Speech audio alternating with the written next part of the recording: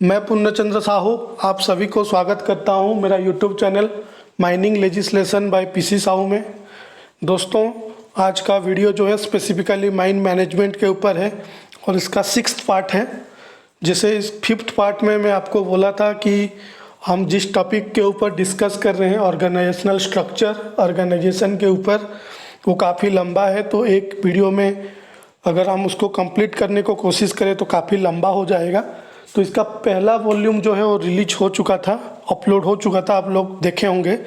तो आज का जो वीडियो है उसका वॉल्यूम 2 है, यानी कि ऑर्गेनाइजेशन स्ट्रक्चर का जितना पार्ट छूट गया था पार्ट 1 में, वॉल्यूम 1 में, उसका ये कंटिन्यूएशन है। तो पार्ट 5 में हम लोग डिस्कस किए थे लाइन ऑर्गेनाइजेशन, फंक्शनल ऑर्गेनाइजेशन के ऊपर, और जो 2 ऑर्गेनाइजेशन बाकी बच गया था, एक है लाइन स्टाफ ऑर्गेनाइजेशन और लाइन स्टाफ कमिटी ऑर्गेनाइजेशन, उसके ऊपर ये वीडियो है। और ये वीडियो के बाद ये जो चैप्टर क्लोज हो जाएगा ऑर्गेनाइजेशन स्ट्रक्चर, जिसके ऊपर हम लोग डिस्कस कर रहे थे। फिर नया टॉपिक के ऊपर नया वीडियो आएगा। तो इस वीडियो के दौरान हम लोग जो बाकी बचा हुआ पार्ट को भी कंप्लीट करेंगे और इसके साथ साथ ऑर्गेनाइजेशन स्ट्रक्चर के रिलेटेड जितना प्रोबेबल एमसीक्यूज हो सकते हैं उसमें से कुछ इम्पोर्टेंट एमसीक्यूज के ऊपर हम लोग डिस्कशन करेंगे। तो मेरे चैनल के साथ जुड़े रहिए और इसी टाइप का इम्पोर्टेंट वीडियो देखने के लिए आप मेरे चैनल को सब्सक्राइब करने के साथ साथ बेल आइकन को प्रेस कीजिए। तो शुरू करते हैं आज का वीडियो, जो रेस्ट पार्ट है उसके ऊपर। तो हम लोग जो 2 ऑर्गेनाइजेशन स्ट्रक्चर के ऊपर बात कर चुके थे, एक है लाइन ऑर्गेनाइजेशन, दूसरा था फंक्शनल ऑर्गेनाइजेशन। शुरू करते हैं जो नेक्स्ट ऑर्गेनाइजेशन स्ट्रक्चर है लाइन स्टाफ ऑर्गेनाइजेशन, उसी से। तो लाइन स्टाफ ऑर्गेनाइजेशन क्या है? ये एक कॉम्बिनेशन ऑफ लाइन ऑर्गेनाइजेशन और फंक्शनल ऑर्गेनाइजेशन, उसका एक कॉम्बिनेशन है। जैसे हम लोग लाइन स्टाफ ऑर्गेनाइजेशन में जो जो चीज़ डिस्कस किए थे पार्ट 5 आप देखेंगे तो उसमें समझ में आएगा आपको। तो फंक्शनल ऑर्गेनाइजेशन और जो लाइन ऑर्गेनाइजेशन रिलेटेड जितना भी चीज़ डिस्कशन किए थे उसका एक कॉम्बिनेशन है लाइन स्टाफ ऑर्गेनाइजेशन में। तो इसका ज़रूरत क्यों पड़ता है, इस टाइप का ऑर्गेनाइजेशन क्यों चुना जाता है ऑर्गेनाइजेशन में? इसमें क्या होता है कि इस जो अथॉरिटी फ्लो होता है वर्टिकली, उसमें क्या होता है कि जो एक लाइन हेड रहते हैं, यानी कि मान लीजिए कि एक ऑर्गेनाइजेशन में पहले सबसे ऊपर में कौन रहेगा, जो टॉप मैनेजमेंट में कौन बैठेगा, उसके नीचे मिडिल मैनेजमेंट में कौन बैठेगा, ये तो हो गया वर्टिकली, ठीक है। उसके साथ साथ और एक एडवाइजरी स्टाफ को ऐड किया जाता है।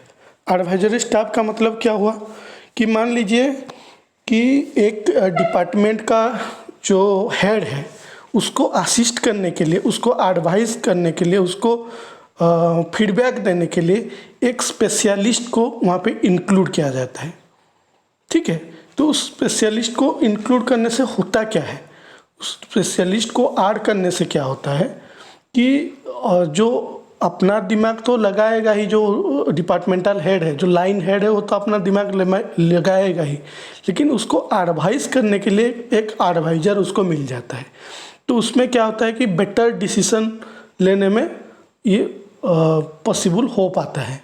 यानी कि जो लाइन हेड है उसके पास सब अथॉरिटी रहता है, वो डिसीजन तो फाइनल उसी का है, लेकिन उस कुछ एडवाइस अगर उसको ज़रूरत पड़े तो उसके साथ एक एडवाइज़र यहाँ पे इंक्लूड किया जाता है लाइन स्टाफ ऑर्गेनाइजेशन में, ठीक है। तो इसमें फाइनल अथॉरिटी किसका रहता है? लाइन हेड का है, यानी कि जो हेड है, और उसको असिस्ट करने के लिए जो फंक्शनल स्पेशलिस्ट एक इंक्लूड किया जाता है लाइन स्टाफ ऑर्गेनाइजेशन में, उसका काम है कि उसको एडवाइज करना, ठीक है। तो इसमें बेटर डिसीजन लिया जा सकता है एक इशू के ऊपर। तो ये लाइन स्टाफ ऑर्गेनाइजेशन का फीचर्स है, ठीक है। लेकिन इसका मतलब ये नहीं कि जो स्पेशलिस्ट यहाँ पे इंक्लूड किया जा रहा है लाइन हेड के साथ, वो उसका मतलब पावर नहीं है कि डिसीजन लेने का, ठीक है। वो सिर्फ एडवाइस कर सकता है कि सर इसको ऐसे करने से अच्छा होगा, अपना एक्सपर्टाइज, अपना एक्सपीरियंस शेयर करेगा लाइन हेड के साथ। लेकिन लाइन हेड उसका एडवाइस सुनते हुए फाइनल डिसीजन अथॉरिटी खुद है। इसीलिए देखिए सेकेंड लाइन में क्या लिखा गया है कि line heads are responsible for basic function. जैसे फॉर एग्जाम्पल के तौर पर लेते हैं तो आपको बेटर समझ में आएगा कि मैं क्या बोलने को कोशिश कर रहा हूँ। मान लीजिए एक प्रोडक्शन डिपार्टमेंट का हेड है, ठीक है, वो तो हो गया, पूरा फंक्शन का हेड वही है, यानी कि प्रोडक्शन रिलेटेड जितना भी चीज़ें होगी, जितना भी ऑपरेशन होगा, सारा चीज़ों का हेड है प्रोडक्शन हेड है, ठीक है।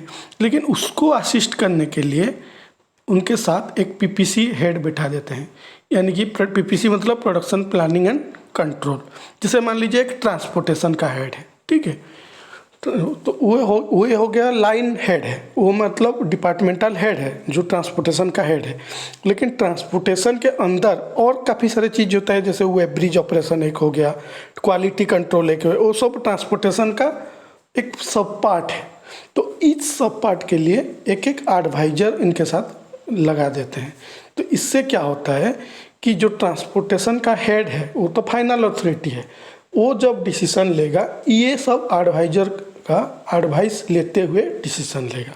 तो इसमें मतलब बेटर डिसीजन हो ले पाते हैं वो लोग। ये लाइन स्टाफ ऑर्गेनाइजेशन का एक फीचर्स है। इसको और अच्छे से अगर समझने के लिए कोशिश करेंगे हम लोग तो नेक्स्ट स्लाइड में देखिए लाइन हेड, ये जो पिक्चर अगर आप लोग देख पा रहे हैं, लाइन हेड कौन कौन है? चेयरमैन मान लीजिए, तो चेयरमैन तो है मतलब हेड है, लेकिन उनके साथ एक स्टाफ ऐड किया जाता है, जैसे लीगल एडवाइजर। यहाँ पे देखिए लीगल एडवाइजर, यानी कि लीगल एडवाइजर का काम है कि लीगल जो चीज़ें होती हैं उसमें एडवाइस देते हैं चेयरमैन को। लेकिन लीगल एडवाइजर का अथॉरिटी नहीं है कि डिसीजन लेना, वो सिर्फ एडवाइस करेगा, लेकिन अल्टीमेट डिसीजन लेगा चेयरमैन, लेकिन वो उनको एडवाइस देगा कि सर ये करने से ये अच्छा होगा। अगर इसको हमारा माइनिंग के हिसाब से अगर हम समझने को कोशिश करें तो बेटर होगा, वो ट्रांसपोर्टेशन वाला चीज़ को आप लोग ध्यान में रखिए। मान लीजिए एक ट्रांसपोर्टेशन डिपार्टमेंट है, ट्रांसपोर्टेशन डिपार्टमेंट में क्या क्या हो जाता है? ट्रांसपोर्टेशन माइनिंग टर्म के हिसाब से अगर हम सोचेंगे, ये तो ब्रॉड सेंस में, एक ऑर्गेनाइजेशन सेंस में ये जो ऑर्गेनाइजेशन चार्ट डिस्प्ले किया गया है। लेकिन अगर माइनिंग के हिसाब से इसको हम समझने को कोशिश करेंगे, मान लीजिए एक डिपार्टमेंट है ट्रांसपोर्टेशन, ठीक है, उनका हेड जो है वो लाइन हेड हो गया, ठीक है। मैनेजमेंट के लैंग्वेज में लाइन हेड मतलब ट्रांसपोर्टेशन का जो हेड है, ठीक है, मान लीजिए वो है ए, उनका नाम है ए मान लीजिए, ठीक है। तो ट्रांसपोर्टेशन जो एक फंक्शन है, उस फंक्शन के अंदर सब फंक्शंस क्या क्या होते हैं? मान लीजिए जैसे फॉर एग्जांपल हम लोग स्टॉक फॉर्मेशन करते हैं, ठीक है। स्टॉक फॉर्मेशन के लिए एक एडवाइज़र रखा जाएगा, यानी कि एक आदमी रखा जाएगा स्टाफ एडवाइज़र उसको नहीं बोल सकते। अगर हम माइनिंग के टर्म में देखा जाए तो मान लीजिए स्टॉक फॉर्मेशन के लिए किसी एक आदमी को इंचार्ज बनाया जाएगा, उसका काम है सिर्फ स्टॉक फॉर्मेशन, उसके ऊपर वो ध्यान देगा। और एक होता है मान लीजिए क्वालिटी कंट्रोल के लिए एक आदमी को रिस्पॉन्सिबल बना दिया जाएगा। और एक आदमी होगा जो कि जितना व्हीकल मूवमेंट होगा, जितना मतलब हाईवा या डंपर अगर यूज करें तो डंपर जितना लगेगा, उन सभी चीज़ों को रेगुलेट करने के लिए उसके लिए एक इंचार्ज बना दिया जाएगा।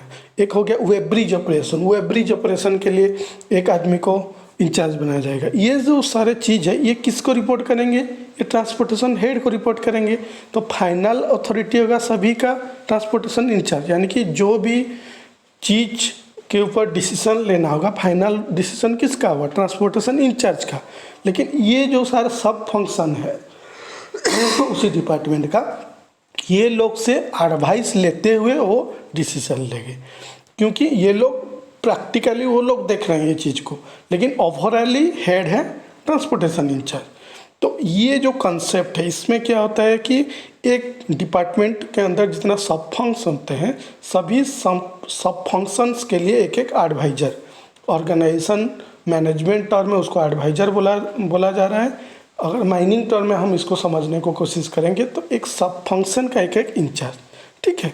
इसमें क्या होगा कि जो छोटा मोटा चीज़ है, ठीक है, वो तो जो डिपार्टमेंटली वाला जो नॉर्मल चीज़ है उसको छोड़िए, लेकिन जो बिगर इशू जो है उसमें जो एडवाइजर है या सब फंक्शंस का जो इंचार्ज है, उनका अथॉरिटी नहीं है फाइनल डिसीजन लेने का, वो सिर्फ एडवाइस कर सकते हैं अपना एक्सपर्टाइज यूज करके, और उनका एडवाइस को सुनते हुए जो डिपार्टमेंटल हेड है, मान लीजिए जो ट्रांसपोर्टेशन हेड है, वो फाइनल डिसीजन लेंगे। तो इस टाइप का ऑर्गेनाइजेशन स्ट्रक्चर में क्या होता है कि जो लाइन हेड होते हैं उनको एक एक्स्ट्रा एडवाइजर मिल गया बेटर डिसीजन लेने के लिए। तो ये भी एक टाइप का ऑर्गेनाइजेशन स्ट्रक्चर होता है। उम्मीद करता हूँ कि मेरे बात को आप समझ पा रहे हैं मैं क्या बोलने को कोशिश कर रहा हूँ। तो इसीलिए इसको लाइन स्टाफ ऑर्गेनाइजेशन बोला जाता है कि लाइन हेड के साथ साथ एक स्टाफ एडवाइजर भी इंक्लूड किया जाता है, जो कि उनका काम है एडवाइस करना लाइन हेड को। ठीक है, तो यह है लाइन स्टाफ ऑर्गेनाइजेशन। ठीक है, तो इसमें एडवांटेजेस क्या है इस टाइप का ऑर्गेनाइजेशन में? पहला एडवांटेज है कि staff experts provide support to the line heads, यानी कि जो स्टाफ एक्सपर्ट्स है जो कि लाइन हेड के अंदर सब फंक्शन में एक एडवाइजर जो है उनका सपोर्ट मिल जाता है लाइन हेड को। ठीक है, लाइन हेड को अगर और अच्छे से समझने के लिए कोशिश करें तो एचओडी वाला, जो एचओडी बोलते हैं ना, हेड ऑफ डिपार्टमेंट, वो चीज़ को भी दिमाग में हम रख के इसको समझ सकते हैं। यानी कि एचओडी को सपोर्ट करने के लिए एक जो सब फंक्शनल इंचार्ज का एक सपोर्ट मिल जाता है। और क्या एडवांटेजेस है इस टाइप का ऑर्गेनाइजेशन में कि the line executives get relief from work burden. ये तो समझ में आ गया होगा कि जो एचओडी है उसका हेडेक कम हो जाता है, क्योंकि सब फंक्शन का एक इंचार्ज है, तो वो लोग वो सब चीज़ को हैंडल करते हैं। तो जो मेजर चीज़ होता है उन लोग एडवाइस करते हैं कि सर इस चीज़ एक्चुअली चीज़ ये है, आप इसको थोड़ा ऐसे कर लीजिए। तो वो एडवाइस करते हैं और उनका एडवाइस सुनते हुए फिर एचओडी अपना डिसीजन लेते हैं। तो वर्क बर्डन कम हो जाता है लाइन हेड का, और हमारा अपना लैंग्वेज में बोलेंगे तो एचओडी का। ठीक है, और तीसरा एडवांटेजेस क्या है?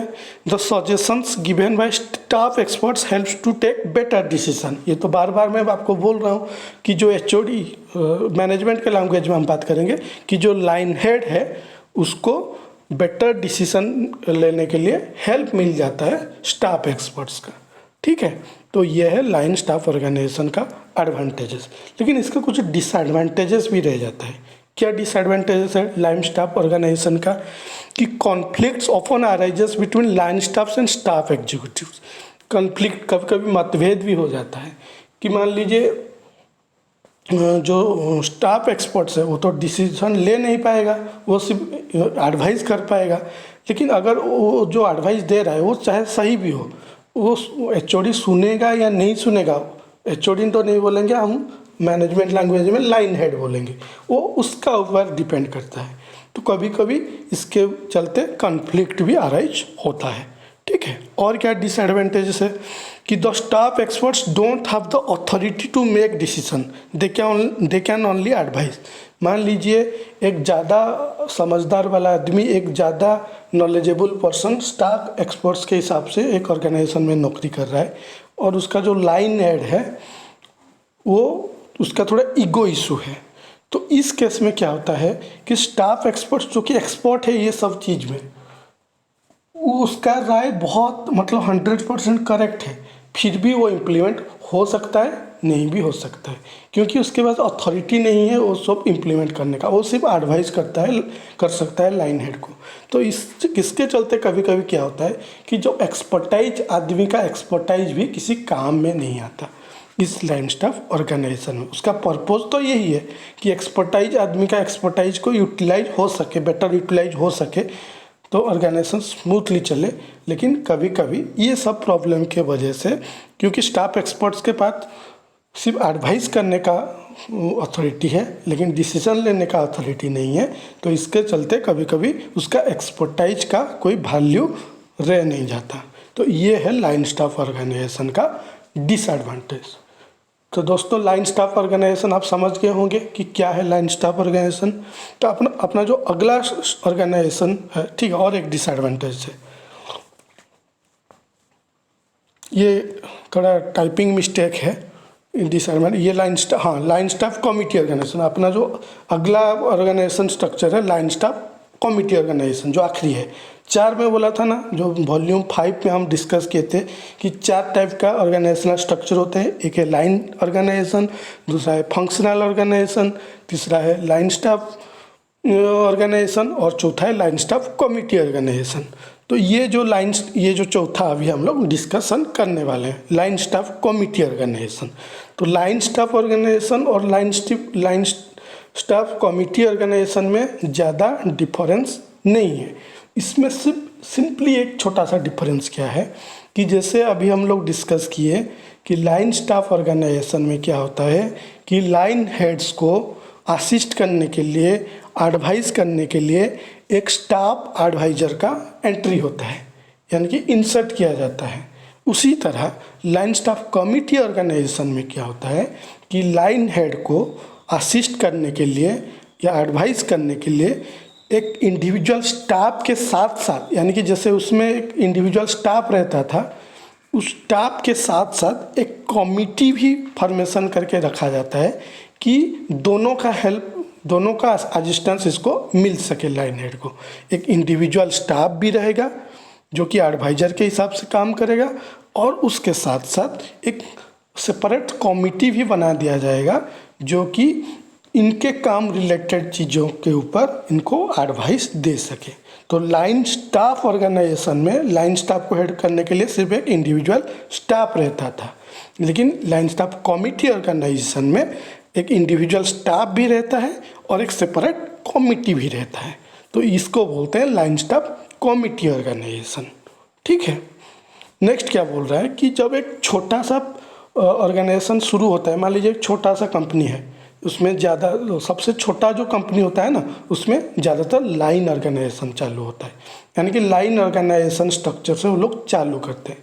तो धीरे धीरे जैसे प्रॉफिट आते गया, डेवलपमेंट हुआ, कंपनी ग्रो करने लगा, तो उस टाइम में वो लोग धीरे धीरे शिफ्ट हो जाते हैं लाइन स्टाफ ऑर्गेनाइजेशन की तरफ, यानी कि लाइन हेड के साथ साथ एक एक एडवाइज़र, एक एक स्टाफ एक्सपर्ट्स को इंसर्ट करते रहते हैं।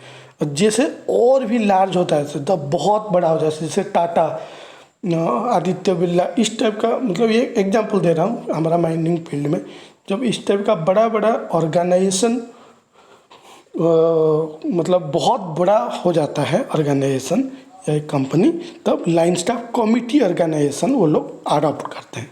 तो इसमें हमको क्या समझ में आया, लाइन ऑर्गेनाइजेशन किसके लिए बेनिफिटेड है, जो स्मॉल इंडस्ट्री है, जो स्मॉल फिर्म है, जो स्मॉल कंपनी है, उसके लिए लाइन ऑर्गेनाइजेशन। जो मीडियम कंपनी है, जो मीडियम ऑर्गेनाइजेशन है, यानी कि ना तो बहुत बड़ा है ना ही छोटा है, तो उस केस में लाइन स्टाफ ऑर्गेनाइजेशन अडॉप्ट होता है, ऑर्गेनाइजेशन स्ट्रक्चर। और जो काफ़ी बड़ा एक इंडस्ट्री है, जो बड़ा कंपनी है, उसमें लाइन स्टाफ कमिटी ऑर्गेनाइजेशन चालू होता है। तो उसका ऑर्गेनाइजेशन स्ट्रक्चर कैसे होता है एक बार देखते हैं। देखिए ये जो पिक्चर दिख रहा है, देखिए चेयरमैन, जो लाइन स्टाफ ऑर्गेनाइजेशन में क्या था, चेयरमैन को असिस्ट करने के लिए एक लीगल एडवाइज़र रहता था, लेकिन लाइन स्टाफ कमिटी ऑर्गेनाइजेशन में क्या हो रहा है, एक चेयरमैन को हेल्प करने के लिए एक लीगल एडवाइज़र भी रह रहा है, और उसी के साथ साथ एक ऑपरेटिंग एग्जीक्यूटिव कमिटी भी वहाँ पे देखिए है। उसी तरह जनरल मैनेजर जीएम को असिस्ट करने के लिए एक मैनेजमेंट एडवाइज़र का यहाँ पे नियुक्ति हो रहा है। और लाइन स्टाफ कमिटी ऑर्गेनाइजेशन में उसके साथ साथ एक वर्क एडवाइजरी कमिटी भी है, यानी कि एक इंडिविजुअल एडवाइज़र के साथ साथ एक सेपरेट कमिटी का भी यहाँ पे नियुक्ति हो रहा है। तो लाइन स्टाफ कमिटी ऑर्गेनाइजेशन का यही पिक्चर है। तो आपको क्लियर हो गया फंडा कि क्या है लाइन स्टाफ ऑर्गेनाइजेशन, क्या है लाइन स्टाफ कमिटी ऑर्गेनाइजेशन। ठीक है, दोनों के बीच में ज़्यादा डिफरेंस नहीं है, लेकिन दोनों के बीच में यही डिफरेंस है, वहाँ पे सिर्फ एक इंडिविजुअल एडवाइज़र रह रहा है, यहाँ पे एक इंडिविजुअल एडवाइज़र के साथ साथ एक सेपरेट कमिटी भी रह रहा है जो कि असिस्ट करेगा, एडवाइस करेगा लाइन हेड्स को। ठीक है, तो दोस्तों हाँ ये है, मतलब ये था जो टाइप ऑफ ऑर्गेनाइजेशन स्ट्रक्चर, यहाँ से हमारा टॉपिक ख़त्म होता है।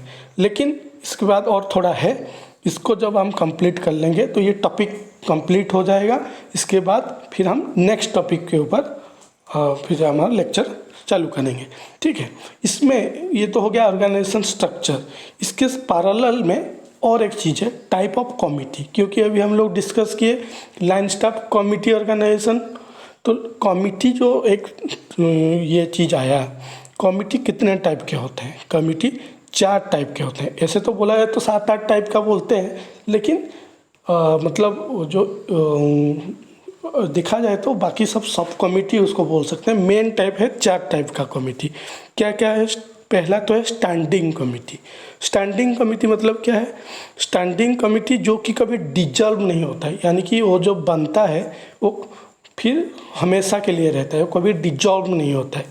और आप अगर बोलोगे कि नहीं ऐसा डिजॉल्व नहीं होगा तो फिर उसका तो मेंबर जो रिटायर्ड हो जाएगा, किसका डेथ हो जाएगा, मतलब इस टाइप का, तो कभी कोई रिजाइन करके चला जाएगा, इस टाइप का तो होता है। तो उस केस में उसका मेंबरशिप चेंज होता है। यानी कि मान लीजिए एक मेंबर रिजाइन करके चला गया, उसका डेथ हो गया, उसका सुपरएनुएशन हो गया, यानी कि नौकरी ख़त्म हो गया, उसका एज कंप्लीट हो गया, तो उस केस में उनके जगह पे दूसरा मेंबर आएंगे, लेकिन वो कमिटी ऐसा कि ऐसा रहेगा, तो उसको बोलते हैं स्टैंडिंग कमिटी। इसका एग्जांपल क्या है? जैसे board of directors in A company, जो कंपनी का बोर्ड ऑफ डायरेक्टर्स रहते हैं वहाँ पे डायरेक्टर्स चेंज होते हैं, लेकिन वो जो कमिटी वो स्टैंडिंग कमिटी है, वो कभी डिजॉल्व नहीं होता। यानी कि नहीं पहले एक बोर्ड ऑफ डायरेक्टर्स करके था, ऐसे कुछ एक कमिटी था, ऐसे कभी सुने क्या? नहीं, पहले नहीं था। वो कंपनी जब तक है वो कमिटी तब तक रहेगा, कमिटी कभी डिजॉल्व नहीं होगा, उसका मेंबरशिप चेंज हो सकता है। ठीक है, तो इस टाइप का कमिटी को बोला जाता है स्टैंडिंग कमिटी। नेक्स्ट टाइप का जो कमिटी है टेम्पररी कमिटी। टेम्पररी कमिटी एक स्पेसिफिक पर्पज़ के लिए बनाया जाता है। मान लीजिए फॉर एग्जांपल कि एक स्पेसिफिक इशू आया, ठीक है, स्पेसिफिक इशू यानी कि ये वर्क रिलेटेड, ऐसा नहीं कि मतलब सोशल या वेलफेयर उस टाइप का नहीं बोल रहा हूँ, वर्क रिलेटेड एक इशू आया। मान लीजिए कि आपका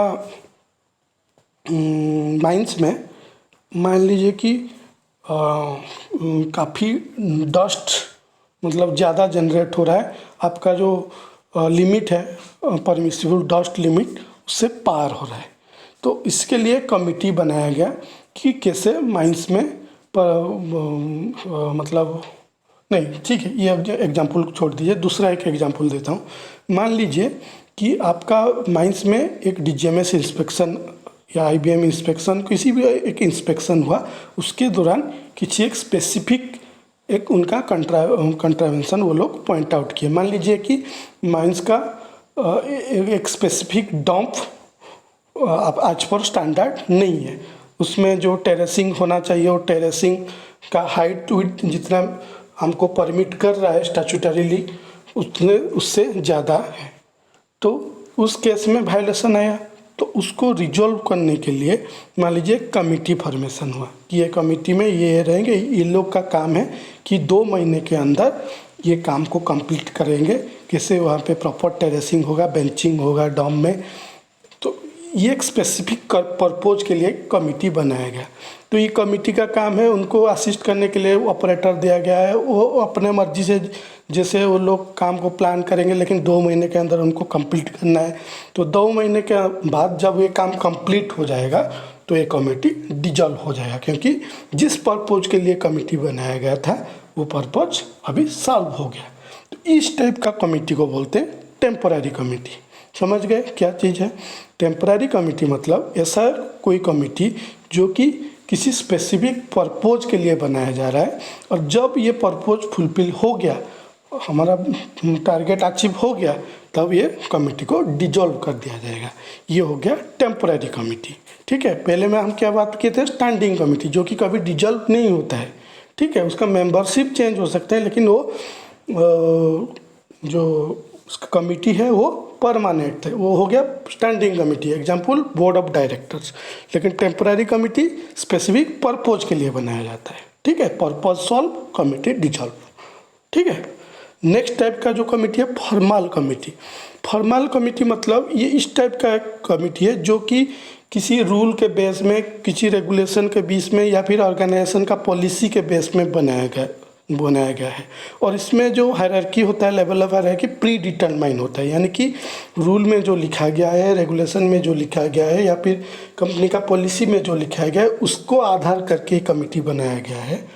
और ये उसका जो level of hierarchy pre determined है। इस टाइप का कमेटी को बोलते हैं फॉर्मल कमेटी। जैसे फॉर एग्जांपल हमारा माइंस का केस में अगर हम लोग बात करें तो हमारा जो पीट सेफ्टी कमेटी माइन रूल में है ना, सेफ्टी कमेटी रूल नंबर कितना, जब भी मैं हमेशा बोलता हूँ कि नहीं आपको कि जब भी कुछ डिस्कशन आए लेजिस्लेटिव पर्सपेक्टिव में, तो अगर रूल रेगुलेशन एक्ट का आप रेफरेंस ले रहे हैं तो उसका नंबर के साथ रेफरेंस लीजिए। तो इसमें क्या होगा, क्या ये दिमाग से हटेगा नहीं, और इस टाइप का ही याद किया जाता है, रट्टा मारने से नहीं होता है। तो सेफ्टी कमेटी जो रूल में है, उस रूल नंबर कितना है वही मैं पूछ रहा हूँ। Safety committee rule number 29T, ठीक है, 29T में है सेफ्टी कमेटी। अगर मैं ठीक से याद कर पा रहा हूँ तो 29T है शायद रेगुलेशन नंबर जो सेफ्टी कमेटी। एक बार देख लीजिएगा, मैं अभी काफ़ी मतलब डिस्टेंस हो गया ये सब चीज़ तो इसलिए याद नहीं आ रहा है, लेकिन 29T है शायद। तो जो पीट सेफ्टी कमेटी जो है वो एक एग्जाम्पल ऑफ फॉर्मल कमेटी, क्योंकि ये जो कमेटी बनाया गया वो आज पर रूल बनाया गया है, यानी कि ये हम अपने मर्जी से नहीं बना रहे हैं, उसमें जो प्रावधान है उसको ध्यान में रखते हुए, उसको कंप्लाई करते हुए। जैसे उसमें है कि चेयरमैन कौन होगा, जो माइंस मैनेजर होगा वो उस कमेटी का चेयरमैन होगा। तो माइंस मैनेजर चाहे कोई भी हो, कोई ज्वाइन किया कोई रिजाइन किया, उससे कोई मतलब नहीं, फिर जो भी माइंस मैनेजर उस टाइम में होगा वही होगा सेफ्टी कमेटी का चेयरमैन। और उसमें सेक्रेटरी कौन होगा, सेफ्टी ऑफिसर, यानी वो फिक्स है, इसको हम बदल नहीं सकते क्योंकि ये रूल को बेस करके ये कमेटी बना जा रहा है। तो जो भी सेफ्टी ऑफिसर होगा उस माइंस का वही सेक्रेटरी होगा और दूसरा कोई आदमी हो ही नहीं सकता, ठीक है। तो ये रूल के बेस में जो कमेटी बनता है उसको बोलते हैं फॉर्मल कमेटी। इनफॉर्मल कमेटी क्या है, इनफॉर्मल कमेटी किसी रूल या पॉलिसी के बेस में नहीं बनता है। तो ये किस चीज़ के हिसाब से बनता है, ये बनता है कि वर्कर्स का जो इशू को डिस्कस करने के बाद उसको रिजॉल्व करने के लिए जो कमेटी फॉर्मेशन होता है उसको बोलता है इनफॉर्मल कमेटी। समझ गए मेरे बात को। इनफॉर्मल कमेटी क्या है, इनफॉर्मल कमेटी किसी रूल या पॉलिसी या रेगुलेशन उसका बेस पे नहीं बनाया जाता है। ये वर्कर्स का health safety welfare related issue, social issue, ये सब इशू को मतलब जब डिस्कशन होता है वर्कर्स को तो उसको एड्रेस करने के लिए ये कमेटी बनता है, ठीक है। तो इस टाइप का जो कमेटी है इसको बोलते हैं इनफॉर्मल कमेटी। लेकिन जो रूल बेस्ड कमेटी है वो हो गया फॉर्मल कमेटी, ठीक है। तो हमारा स्पीड सेफ्टी कमेटी किस टाइप का कमेटी है, वो फॉर्मल कमेटी है, ठीक है। तो ये 4 टाइप का कमेटी है। तो कमेटी बनाने का बेनिफिट्स क्या है, कमेटी बनाने का बेनिफिट्स है, पहला तो बेनिफिट्स है स्कोप फॉर ग्रुप जजमेंट, यानी कि क्योंकि कमेटी में एक से ज़्यादा मेंबर रहते हैं तो जो ग्रुप होके एक इशू के ऊपर जजमेंट करते हैं वहाँ पे बेटर जजमेंट होता है, क्योंकि सबका एक्सपर्टाइज वहाँ पे यूज होता है। जो सेकेंड लेवल में बोल रहे हैं ना, एनेबल इंटरचेंज ऑफ आइडियाज। तो मान लीजिए 5 मेंबर का एक कमेटी बनाए तो पांचों मेंबर अपना अपना एक्सपीरियंस, अपना अपना नॉलेज, अपना अपना एक्सपर्टाइज के हिसाब से व्यू देंगे। तो सबका व्यू को लेते हुए जब डिसीजन होगा, जब जजमेंट होगा, वो बेटर जजमेंट होता है। तो ये सब है benefits of committee. Increase level of control and coordination in management. इसका मतलब क्या हुआ, increase level of control and coordination in management. मान लीजिए एक कमेटी में 5 मेंबर है, पांचों का कोर जब तो अलग अलग है। मान लीजिए कोई मैकेनिकल का होगा, कोई इलेक्ट्रिकल का होगा, कोई माइनिंग का होगा, कोई सिविल का होगा, सबका कोर जब अलग अलग है लेकिन वो लोग कमेटी में है। तो जब वो कमेटी कुछ चीज़ डिसाइड करेगा तो उसका जो एचओडी खुद एक मेंबर है, तो किस चीज़ को ध्यान में रखते हुए, किस चीज़ को मतलब दिमाग में रखते हुए ये डिसीजन लिया गया है, वो उसका बेटर अंडरस्टैंडिंग एचओडी के पास रहेगा। मान लीजिए एक कमेटी का फॉर एग्जांपल आप एक मेंबर नहीं है कमेटी का, ठीक है। मान लीजिए अब आप एक नॉर्मल एम्प्लॉय है, आप कमेटी का मेंबर नहीं है, और एक कमेटी का मिनट्स आया कि कमेटी ये फैसला लिया है। जब आप उस चीज़ को पढ़ेंगे तो आप अपना हिसाब से उसको समझने को कोशिश करेंगे, ये क्यों डिसीजन लिया होगा, शायद इसीलिए लिया होगा, शायद ये हुआ होगा। क्योंकि आपका जितना नॉलेज है, आपका जितना एक्सपीरियंस है, आपका जो एरिया ऑफ एक्सपर्टाइज है, आप उसी हिसाब से उस मिनट्स को पढ़ेंगे और समझेंगे। नहीं तो फिर अगर आप खुद नहीं समझ पा रहे हैं तो किसी दूसरे से समझने को कोशिश करें तो वो भी अपना हिसाब से आपको समझाएगा, और जो वो समझाएगा आप उसको ही समझेंगे, चाहे मैटर कुछ अलग होगा। समझ रहे हैं ना मैं क्या बोल रहा हूँ। मान लीजिए एक एग्जांपल के तौर से बोल रहा हूँ, मान लीजिए कि एक कमेटी में रिपोर्ट आया, इसको एक एग्जांपल के हिसाब से लीजिएगा कि हमारा जितना बकरी है उसको बेचना है, ये कमेटी ने फाइनलाइज किया है। तो आप सोचें क्यों बकरी बेच रहे हैं, इस टाइप का आपका दिमाग में आएगा। और अगर आप समझ नहीं पा रहे हैं, दूसरा कोई आपको समझा रहा है, वो भी अपना आप खुद के हिसाब से आपको समझाएगा कि देखो पैसा का कमी आ गया तो ये लोग कुछ कर नहीं पा रहे हैं, तो अब ये बकरी को बेच दे रहे हैं, कल हमको भी बेच देंगे, नौकरी से निकाल देंगे, क्योंकि ऐसा भी नौबत आ गया है कि बकरी बेचना पड़ रहा है। लेकिन कमिटी हो सकता है दूसरा पर्सपेक्टिव में ये डिसीजन लिया हो कि नहीं, अभी बकरी ये सब रख के कोई मतलब नहीं। मैं एक एग्जांपल दे रहा हूँ, वो क्या बकरी का एग्जांपल दे रहा हूँ, मैं जस्ट समझने के लिए आपको कोशिश कर रहा हूँ, समझाने के लिए।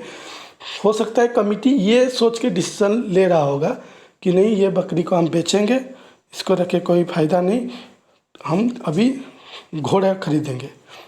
तो उनका हो सकता है माइंडसेट दूसरा होगा, हाई लेवल का होगा कि हम ये नहीं करेंगे, इससे अच्छा कुछ करेंगे, ये सोच के वो लोग बेच रहे होंगे।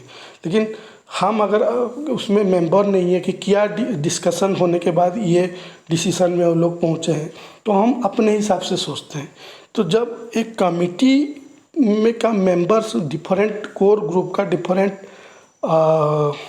क्या बोलते हैं, डिफरेंट जॉब प्रोफाइल का लोग एक कमिटी में रहते हैं और एक डिसीजन लिया जाता है, और वो लोग का बेटर मतलब अंडरस्टैंडिंग रहता है कि क्यों ये डिसीजन लिया गया, तो उसमें मैनेजमेंट में आसान होता है। क्योंकि मान लीजिए आपका एचओडी समझ गया है कि प्रैक्टिकल चीज़ क्या है, किस बेसिस में डिसीजन लिया गया है। तो आप सबके साथ बात नहीं करते ना, आप ज़्यादातर आपका एचओडी के साथ रहते हैं, तो आपका एचओडी आपको समझा सकता है, नहीं बाप नहीं यार, ऐसा चीज़ ऐसा नहीं है, इसीलिए कमेटी में भी तो था उसमें, तो हम लोग ये डिसीजन इसीलिए लिए कि ये ऐसे करने से ऐसे होगा। तो इसमें क्या होगा, आपको मैनेज करने में उसको आसान हुआ कि नहीं। तो ये बोल रहा है कि जब कमिटी फॉर्मेशन होता है, उसमें डिफरेंट कोर ग्रुप्स का मेंबर रहते हैं, तो इसमें लेवल ऑफ कंट्रोल और कोऑर्डिनेशन मैनेजमेंट में आसान हो जाता है, क्योंकि हाई लेवल ऑफ कंट्रोल और कोऑर्डिनेशन मैनेजमेंट में प्राप्त होता है ये कमेटी के वजह से। समझ रहे हैं ना मैं क्या चीज़ बोलने को कोशिश कर रहा हूँ। तो ये है बेनिफिट्स कमेटी का, और उसका कुछ वीकनेस भी है। डिसएडवांटेजेस तो नहीं बोल सकते, इसलिए उसको वीकनेस बोल सकते हैं। पहली बात तो ओवरलॉन्ग कंटिन्यूएशन। ओवरलॉन्ग कंटिन्यूएशन का मतलब क्या है? ओवरलॉन्ग कंटिन्यूएशन का मतलब यह है, एक एग्जांपल दे रहा हूँ।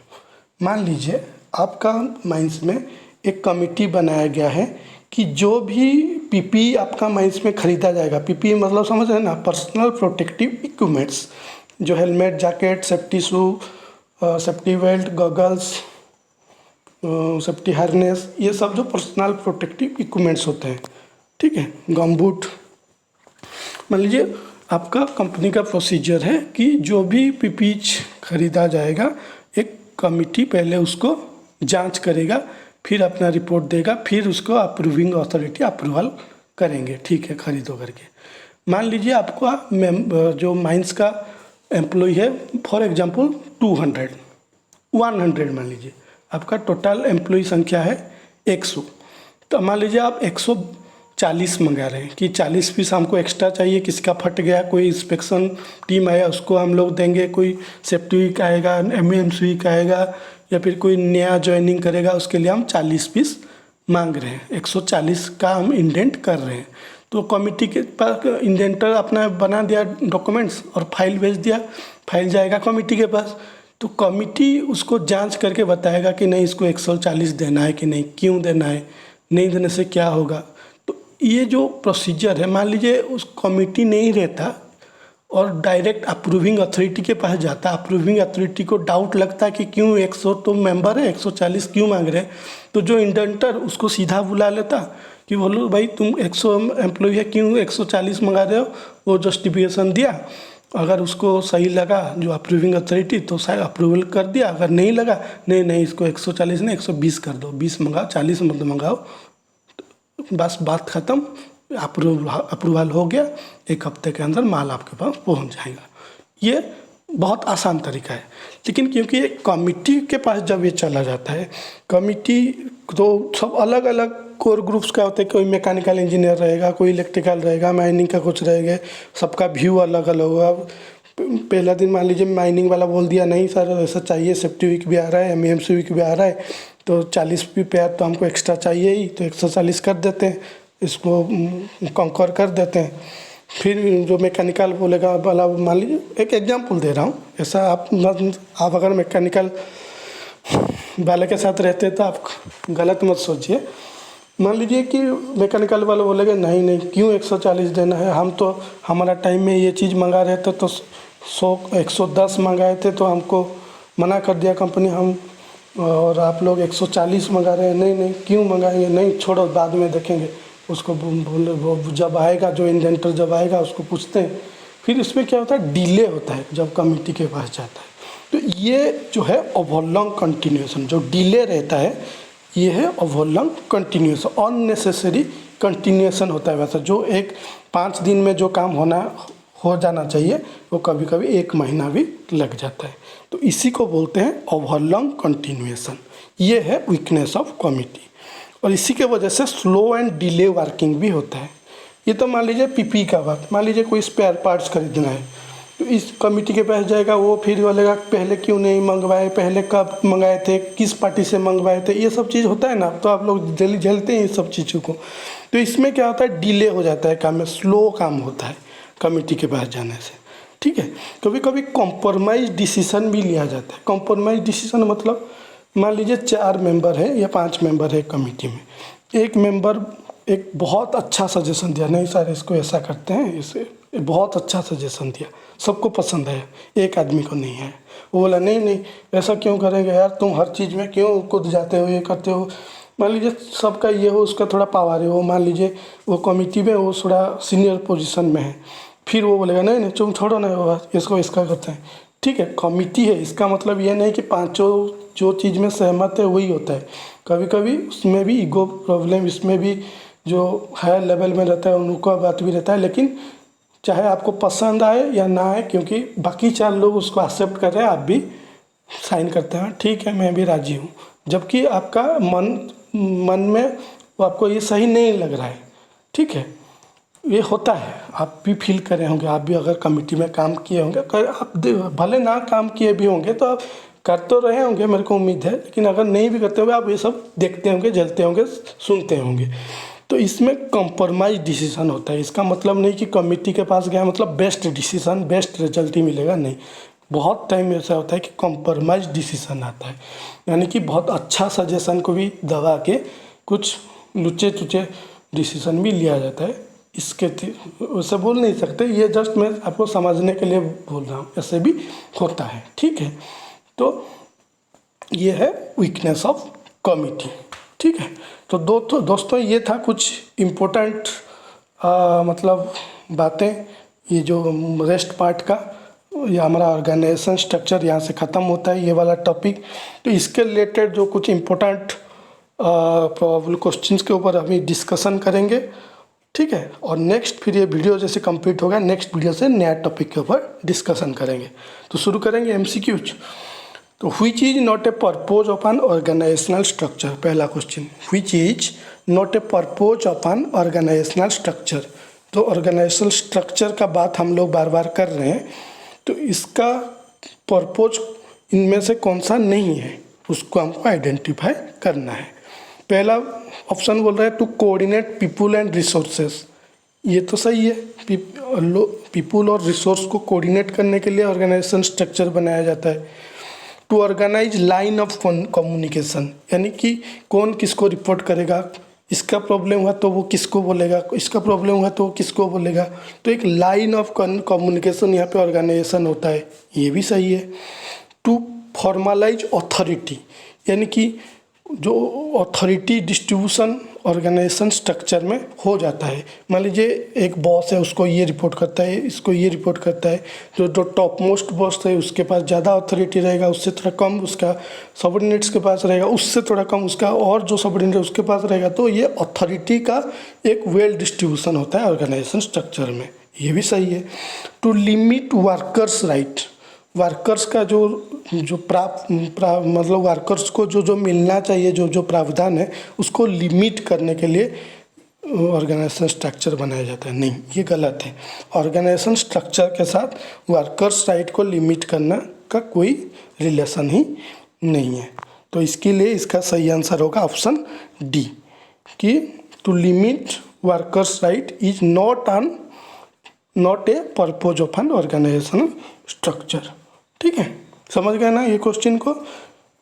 यानी कि वर्कर्स का जो राइट है उसको लिमिट करना ऑर्गेनाइजेशन स्ट्रक्चर का पर्पज नहीं है। बाकी जो तीन है ये सब ऑर्गेनाइजेशन स्ट्रक्चर का पर्पज है, बनाने का पर्पज है। ठीक है, next question. If there is a strike in the organisation, the committee form to tackle the issue each of which type of committee. अभी जो हम डिस्कशन किए ना कमिटी के बारे में, 4 टाइप का कमिटी। तो मान लीजिए एक ऑर्गेनाइजेशन में एक स्ट्राइक हो गया है, ठीक है। तो स्ट्राइक को टैकल करने के लिए एक कमिटी ऑर्गेनाइजेशन ने बनाया। तो वो जो कमिटी, वो किस टाइप का कमिटी में आएगा? Standing committee, temporary committee, formal committee, none of these. इसका सही आंसर क्या होगा? अभी हम लोग डिस्कस किए, ये है क्या?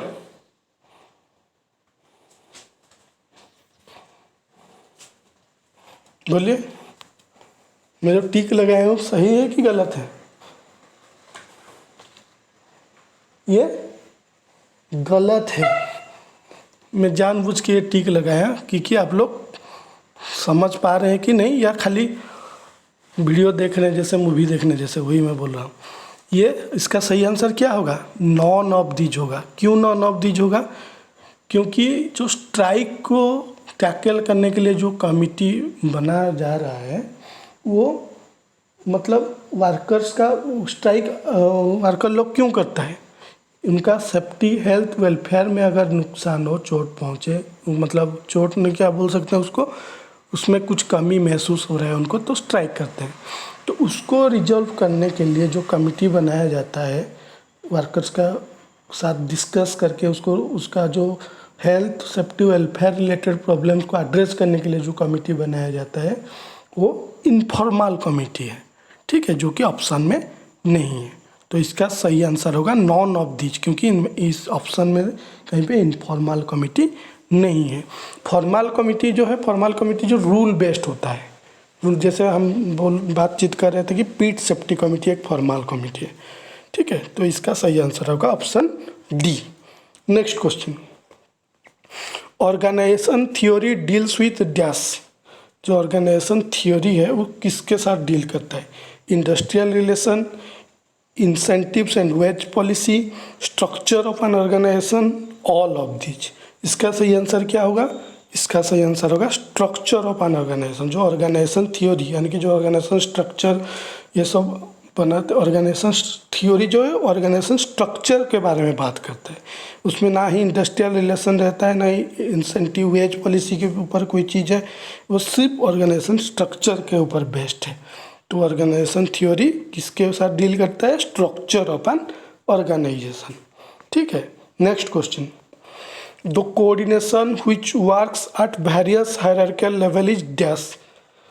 डिफरेंट जो हायरार्किकल लेवल है वहाँ पे जो कोऑर्डिनेशन काम करता है वो कैसा काम करता है? Vertical, horizontal, informal, none of these. ये तो हम पार्ट 5 में ऑलरेडी डिस्कस कर चुके थे।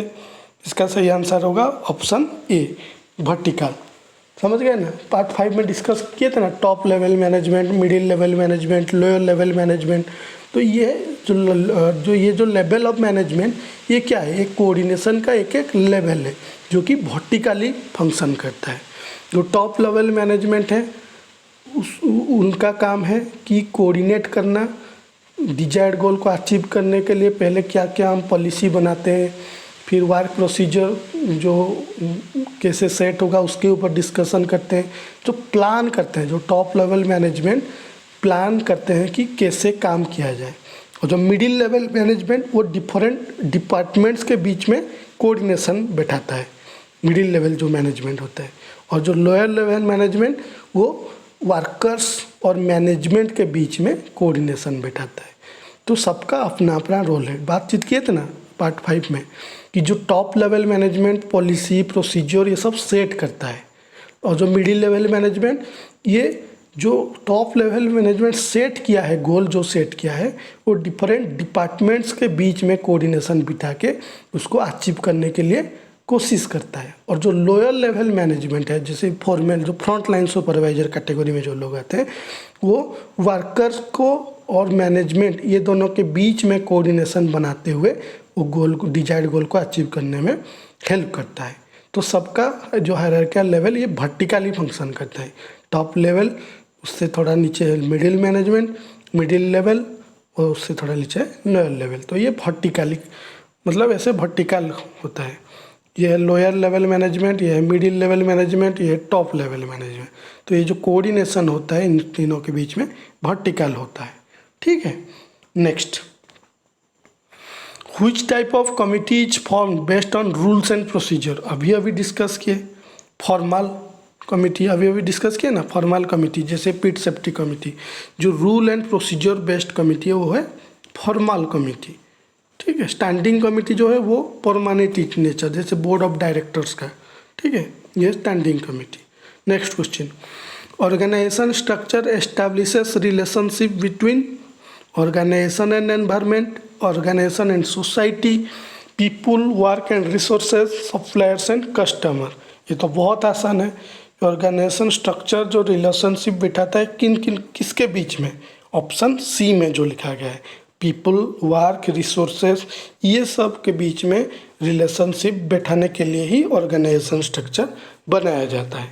ठीक है, एनवायरनमेंट के साथ, सोसाइटी के साथ, कस्टमर, सप्लायर, इनके साथ ऑर्गेनाइजेशन स्ट्रक्चर का कोई लेन देन है नहीं। उनका मेन मोटो है पीपल, वर्क और रिसोर्सेज के बीच में कोऑर्डिनेशन बिठाना। ठीक है, यह रिलेशनशिप बिठाना। नेक्स्ट क्वेश्चन की तरफ बढ़ते हैं। Board of directors in A company is of which type of committee. अभी डिस्कशन किए, अभी इसको डिस्कशन करने का कोई ज़रूरत है नहीं। ये क्या है, किस टाइप का committee, standing committee. Board of directors जो कंपनी का होता है, ये किस टाइप का कमिटी होता है, स्टैंडिंग कमिटी होता है। ठीक है, specialisation is a feature of which type organisation. Specialisation किस टाइप का ऑर्गेनाइजेशन का एक फीचर है।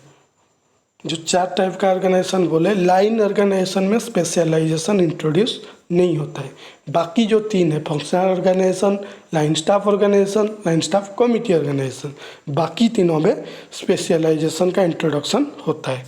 तो ऑप्शन में बाकी तो है नहीं, फंक्शनल ऑर्गेनाइजेशन जो है उसमें स्पेशलाइजेशन का इंट्रोडक्शन होता है, वो उसका एक फीचर है।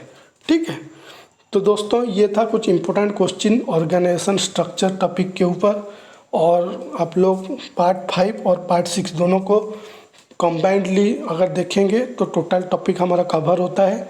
तो इसी तरह दूसरा जो मैनेजमेंट टॉपिक के ऊपर फिर मैं वीडियो लाऊंगा। बार बार इसलिए आपको रिक्वेस्ट कर रहा हूँ कि आप लोग मेरा चैनल को सब्सक्राइब ज़रूर करें, बेल आइकन को प्रेस करें ताकि मेरा हर अपडेट आपके पास पहुँचे। और आप लोग फ्रेंड सर्कल में शायद शेयर नहीं कर रहे हैं ये मतलब वीडियो सब या फिर ये सब, क्योंकि देख रहा हूँ कि धीरे धीरे क्या व्यूज भी उतना ज़्यादा आ नहीं रहा है। ठीक है, कोई बात नहीं, जिसको ज़रूरत होगा देखेगा, जिसको ज़रूरत नहीं होगा उसमें तो हम कुछ कर नहीं सकते। लेकिन हम प्रयास कर रहे हैं कि मैक्सिमम जो कैंडिडेट्स है कैसे इस चीज़ का फ़ायदा ले सके। तो जितना ज़्यादा फ़ायदा ले सकेंगे उतना बेहतर है। तो आप लोग कोशिश कीजिए आपका फ्रेंड सर्कल में चीज़ों को सर्कुलेट करने के लिए, और वो लोग भी जैसे इसका फ़ायदा ले सकें। तो इसी के साथ thank you for watching my video. Thanks.